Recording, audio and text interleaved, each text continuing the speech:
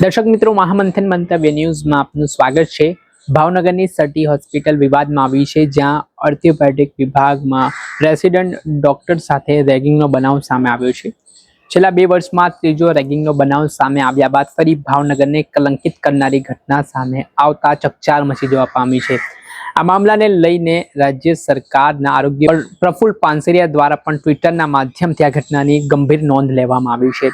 જે રીતે આ રેગિંગનો બનાવ બન્યો છે, જેમાં વિદ્યાર્થીઓ પાસે પૈસાની માંગણી કરવામાં આવતી હતી, દારૂની બોટલો મંગાવવામાં આવતી હતી, ત્યાં સુધીના ગંભીર આક્ષેપો સામે આવી રહ્યા છે। આ ઘટનાને લઈને શરૂઆતના તબક્કામાં તો સટી હોસ્પિટલના સત્તાધીશો દ્વારા આનાકાની કરવામાં આવી, ઢાંકપીછોડો કરવામાં આવ્યો। જો કે પત્રકારો દ્વારા આ અહેવાલને દર્શાવવામાં આવ્યા। જે સત્તાધીશો છે તેમની પોલ ખોલવામાં આવી ત્યારે તેમણે પણ સ્વીકાર કર્યો કે આ પ્રકારનો બનાવ છે તે સાચો છે।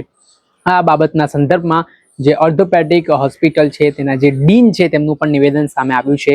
ત્યારે આ મામલે NSY દ્વારા પણ ઉગ્ર વિરોધ પ્રદર્શન કરવામાં આવ્યો હતો અને ચીમકી આપવામાં આવી છે કે આ પ્રકારના બનાવ જો અટકાવવામાં નહીં આવે ને આમાં ગંભીર કાર્યવાહી કરવામાં નહીં આવે તો આગામી સમયમાં ઉગ્ર આંદોલન થશે। પહેલા સાંભળો શું કહી રહ્યા છે સટી હોસ્પિટલના ડીન।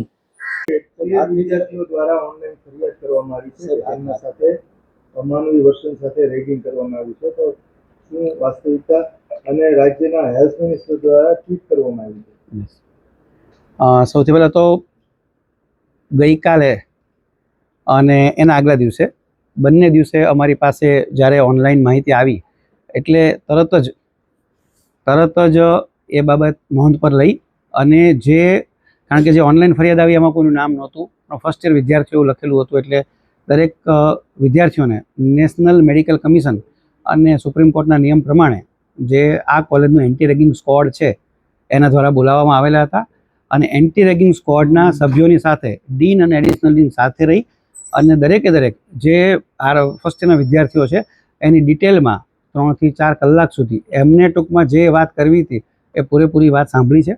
ત્યારબાદ જેમની ઉપર એ લોકોએ કથિત આરોપ મૂક્યા છે તેઓ સાથે પણ ગઈકાલે નિવેદન લેવામાં આવ્યા છે અને તેમને પણ પૂરેપૂરો જે કંઈ પણ એમણે રિપ્રેઝન્ટ કરવું છે એને રિપ્રેઝન્ટ કરવા માટેનો સમય આપ્યો છે અને ત્યારબાદ ફેકલ્ટીની મિટિંગ આજે ચાલુ છે। આજે પૂર્ણ થયા બાદ NMCના નિયમ પ્રમાણે પહેલાં એન્ટી રેગિંગ સ્ક્વોડને કરવું પડે એટલે એ કરી છે, ત્યારબાદ એક અલગ કમિટી બનશે અને એ જે રિપોર્ટ આપશે કે ના આમાં રેગિંગનું તથ્ય દેખાય છે, ત્યારબાદ એન્ટી રેગિંગ કમિટી કે જેમાં આપના પણ એક સભ્ય છે જ એની મિટિંગ કરવામાં આવશે અને ફાઇનલ એન્ટી રેગિંગ કમિટી આ જે કંઈ પણ તથ્ય હશે એના બેઝ ઉપર નિર્ણય લેશે।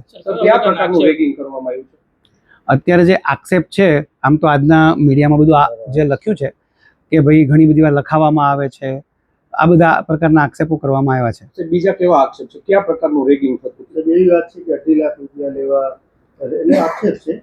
આપની પાસે જે ફરિયાદમાં આવ્યું છે તેમાં કયા પ્રકારના આક્ષેપ કર્યા છે? એટલે આક્ષેપમાં એવું લખ્યું છે કે ભાઈ બધો નાસ્તો કરીએ કે જમીએ એ બધાના પૈસા અમે આપીએ છીએ, ઉપરાંત અલગ અલગ ક્યારેય ગેટ ટુગેધર થતું હોય એ રીતના આક્ષેપ છે।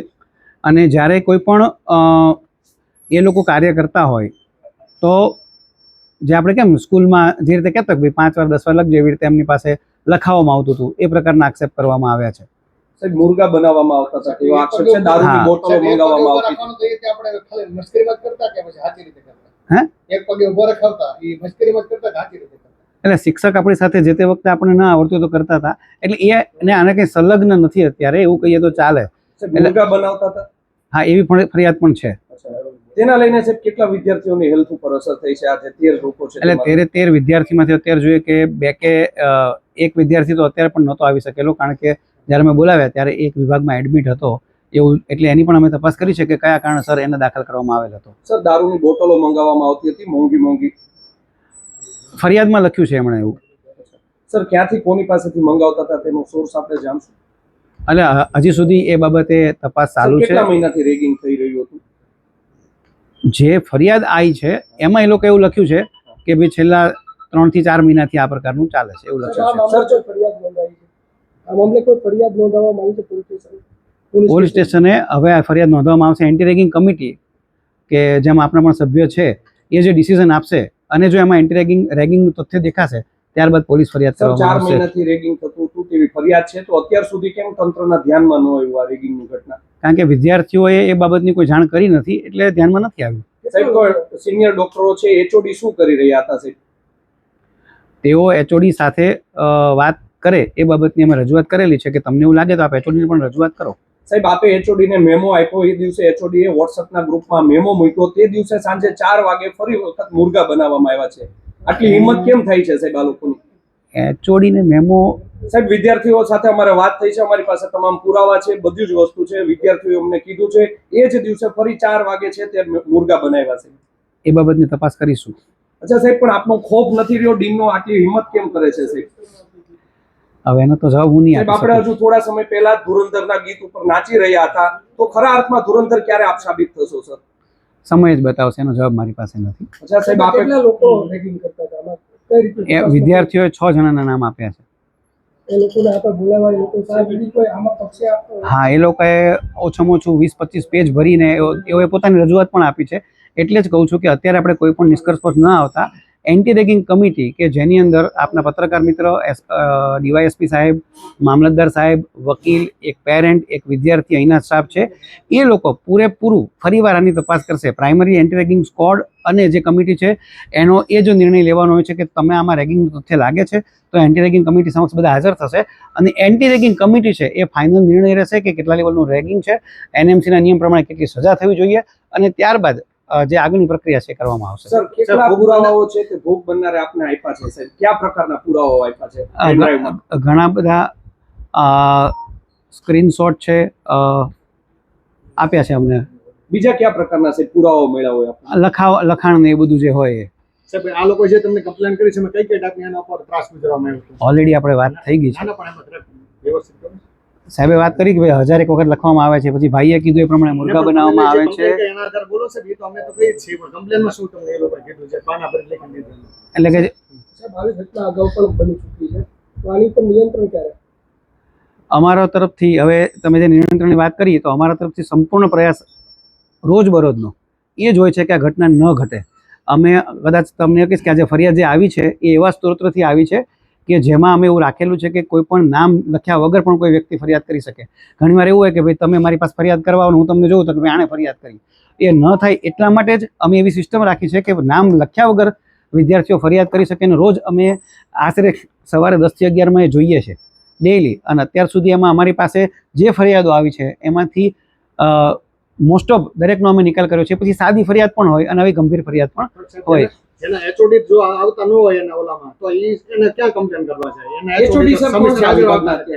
વિભાગના એચઓડી છે ડૉક્ટર વિનોદ ગૌતમ સાહેબ. કેટલા દિવસ તેઓ હાજર રહે છે નોકરી પર? એ ગઈકાલે અહીંયા હાજર જ હતા અને આજે કોઈ એમને કામ છે એટલે ગયા છે. અચ્છા સાહેબ, વિથ પ્રાઇવેટ પ્રેક્ટિસ નોકરી કરે છે કે ફૂલ ટાઈમ ગવર્મેન્ટ જોબ? એ ફૂલ ટાઈમ ગવર્મેન્ટ અચ્છા સાહેબ, અમદાવાદમાં તેવા પણ આક્ષેપ ચાલે છે તેનું પ્રાઇવેટ ક્લિનિક ચાલે છે, તો આપણે શું પગલાં લેશું તેની ઉપર? મારી પાસે એ બાબતની જાણ આવશે તો એની પર યોગ્ય પગલાં લેવામાં આવશે. સર ગૂગલ પર તેના ફોટો છે, વિડીયો છે, બધું જ છે. અહીંયા હાજર નથી રહેતા તેવી ગંભીર ફરિયાદો થઈ રહી છે. પત્રકારો આપણે વર્ષોથી ફરિયાદ કરી રહી છે. એક પણ એચઓડી છે, સિનિયર ડોક્ટરો છે, તે ટ્રોમા સેન્ટરમાં હાજર નથી રહેતા. સર જ્યારે જે પ્રકારની ફરિયાદ આપ કરો છો એ પ્રકારની રજૂઆત હજી પણ આજે પણ ઇવન તમે પણ કરશો તો એની પર તાત્કાલિક એક્શન લેવામાં આવશે. સર પણ તંત્ર તરફથી કોઈ ફોન જ ઉપાડવામાં નથી આવતા, કોઈ મીડિયાને જવાબ જ દેવામાં નથી આવતા, તેને લઈને શું કરવું મીડિયાને? સાહેબ સાચો કાલે ફોન ઉપાડે તો સાહેબ સાચો જોવા મળે, બાકી પછી અમે મીડિયા નામ અમારી તો આમ જ ઉપડે ને કે આમાં કઈ તકલીફ છે. કાલે રેસિડેન્ટમાં પાર્કિંગમાં દારૂની બોટલો હોય છે, શું કહેશો? તમને ફોટો મળે તો મને મોકલજો. 100% એની ઉપર તાત્કાલિક પગલાં લઈશું. ફોનથી કોઈનો Strong. કોન્ટેક્ટ જ નથી થતો કે કોઈ મળતા નથી, એને લઈને શું આમાંથી છે ને ઘનશ્યામભાઈ છે, એક મિનિટ ઘનશ્યામભાઈ છે, આઈ થિંક ભાઈ છે. આમાંથી 10 થી 15% મીડિયા મિત્રો છે જેને દર વખતે જવાબ મળે જ છે. બરોબર. કાલે કદાચ એક જ વખત લેવાની ખાતરી આપી છે સાહેબ. રાજ્ય સરકારમાંથી શું સૂચના છે અત્યારે? રાજ્ય સરકારની સૂચના એવું છે કે નિયમ પ્રમાણે પગલાં લેવાના છે. સર વારંવાર હોસ્પિટલમાં દારૂની બોટલ હોય છે, શું? આમાં હું તમને એ જ કહું છું કે ફોટો મોકલો મને. હું આની પહેલા પણ કીધું છે કે મીડિયા મિત્રો છે ને એ અમારા હાથ પગ અને આંખ કાન છે. બરોબર. તમે અમને પ્રૂફ મોકલશો. સાહેબ જ્યારે મીડિયા મને જાણ થયા વગર કેવી રીતે હું કાર્યવાહી કરું? હા, એના કઈ પ્રકારની સાહેબ સજા થઈ શકે છે? કહું તમને એક જ મિનિટ. આપણે સાંભળ્યા હતા સટી હોસ્પિટલના ડૉક્ટર અને જે હોસ્પિટલમાં જે રેસિડેન્ટ ડોક્ટરો રહેતા હતા ત્યાં ડીન તરીકે આ જવાબદારી નિભાવે છે. તેમણે આ જણાવ્યું કે આ ઘટના ખૂબ જ ગંભીર છે અને વિદ્યાર્થીઓ સાથે આ પ્રકારનું કૃત્ય જે કરવામાં આવ્યું છે તે વિદ્યાર્થીઓ પર કાયદેસરની કાર્યવાહી કરવામાં આવશે. સાથે જ આ મામલે NSUIના જે ભાવનગરના યુવા આગેવાન છે તેઓ શું કહી રહ્યા છે તે સાંભળો. NSU દ્વારા આજે વિરોધ કરવામાં આવ્યો છે. શું વિરોધ છે અને તમારી શું માંગ છે? છેલ્લા 3 વર્ષમાં મેડિકલ કોલેજમાં ત્રીજો બનાવ છે. ભૂતકાળમાં પણ રેગિંગના બનાવ બનેલા છે. તે ડોક્ટરોને માત્ર ખાલી 2 વર્ષની સજા આપીને જતા કરી દેવામાં આવ્યો છે. ત્યારે ગઈકાલે જે બનાવ સામે આવ્યો ભાવનગરી સામે, તે અત્યંત દુઃખદ છે કે વિદ્યાર્થી પાસે 2.5 લાખ રૂપિયાની માંગણી કરવામાં આવે છે ઓર્થોપેડિકના જુનિયર ડોક્ટરો પાસે, તેમજ તેમની પાસે દારૂની બોટલો મંગાવવામાં આવે છે.